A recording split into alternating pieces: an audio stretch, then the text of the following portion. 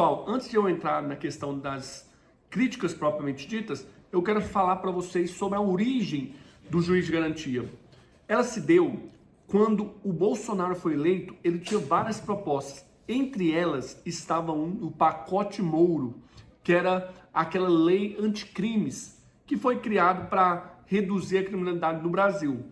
Entre as propostas estavam algumas bem interessantes. Só que o Marcelo Freixo, um deputado do PSOL, conseguiu incluir um substitutivo nesse projeto. O que era esse substitutivo?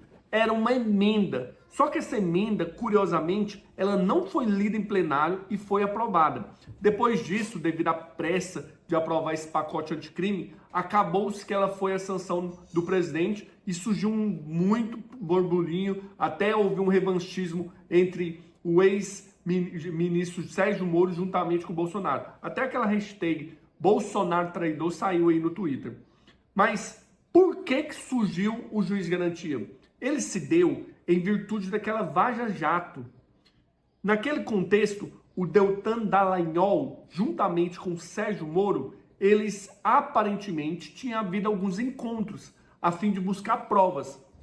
E todo o processo do Petrolão, da Lava Jato, surgiu em virtude da questão dos doleiros. Aqueles doleiros desencadeou toda a Operação Lava Jato, que alcançou até mesmo o presidente Lula. Diante de todo esse contexto, surgiu alguns questionamentos dentro do STF a respeito das condutas do Sérgio Moro. Será que ele agiu corretamente? Então, diante de todo esse contexto, é que, até no voto do Gilmar Mendes, ele ressalta bastante a respeito da Operação Lava Jato e por que é importante criar o juiz de garantia. Os principais fundamentos é a teoria da dissonância cognitiva. O que é isso? Para fundamentar a questão do juiz de garantia. É porque o juiz que tem contato, teoricamente, com a prova é tendencioso a manter a coerência ou a consonância com aquele pensamento, com aquela decisão inicial. É mais ou menos o seguinte, um candidato X, se você vota naquele candidato X, a sua tendência é todas as suas posturas, todas as suas condutas serem coerentes com o pensamento daquele candidato, a ponto de você não ter nem interesse de ver, por exemplo, as informações a respeito do outro candidato e você sempre buscar mais informações para consolidar aquela informação inicial que você tem de que aquele candidato X é bom.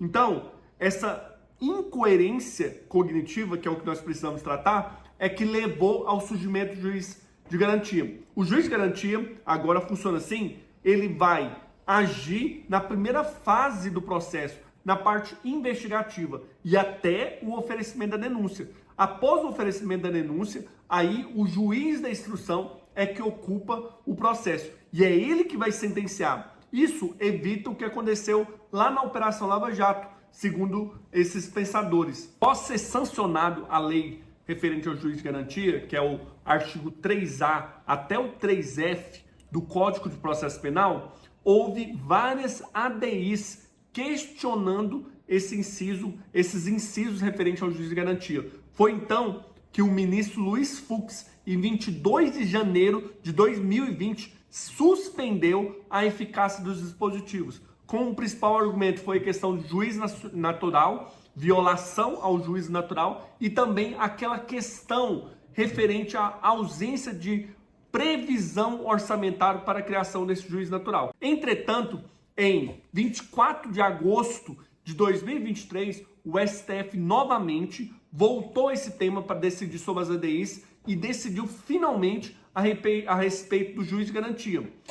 Em 1.200 páginas, no voto, inclusive no voto do Gilmar Mendes, você vê a citação da questão da Vaza Jato e em várias partes você vê a questão da dissonância cognitiva a respeito de todo esse contexto. E começam as críticas ao inquérito das fake news e das milícias digitais, porque desde do seu início não houve a participação do Ministério Público.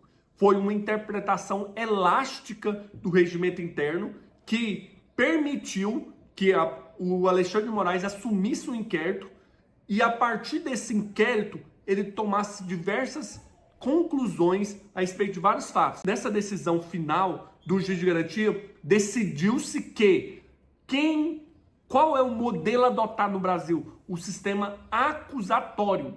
Tem dois tipos de sistema acusatório, claro. Tem um sistema adotado nos Estados Unidos e outros países da common law, que é o sistema adversarial. Mais ou menos o seguinte, acusatório adversarial. Nesse caso, o juiz não toca em nada de prova. As partes apresentam tudo.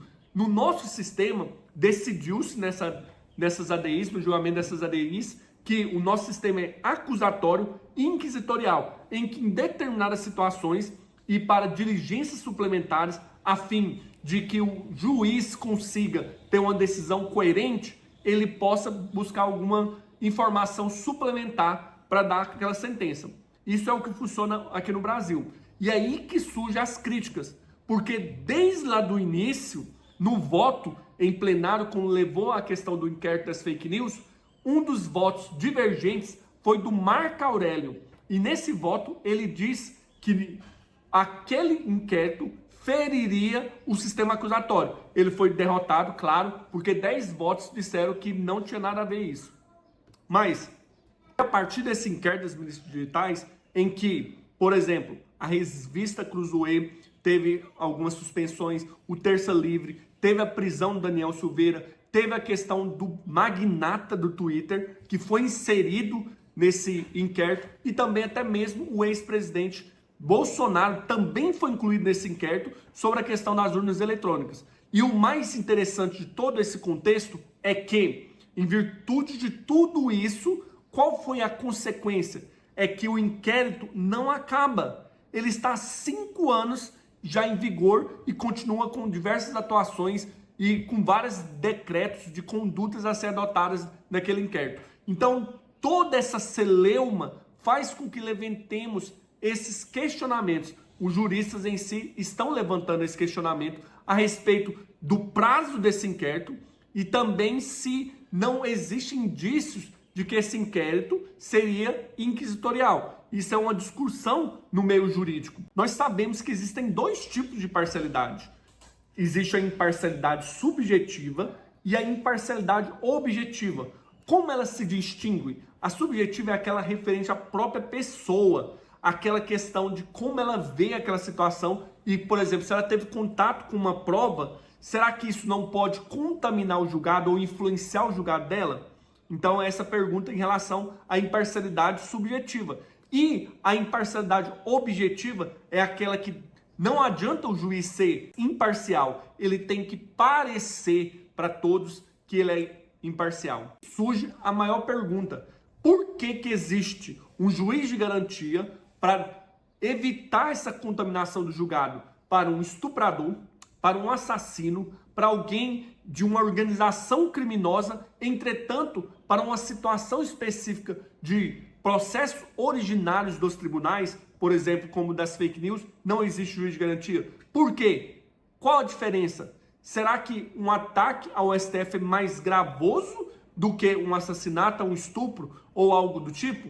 Questionamento é sobre o devido processo legal. E aí que eu quero ler o Pacto de São José, em seu artigo 8º, inciso 1º, que assim diz: toda pessoa tem o direito de ser ouvida com as devidas garantias e dentro de um prazo razoável por um juiz ou tribunal competente, independente e imparcial, estabelecido anteriormente por lei, na apuração de qualquer acusação penal formulada contra ele ou para que se determine seus direitos ou obrigações de natureza civil, trabalhista, fiscal ou de qualquer outra natureza. O STF entende que sim, que existe devido processo legal nessa questão dos fake news. Mas e você, o que acha?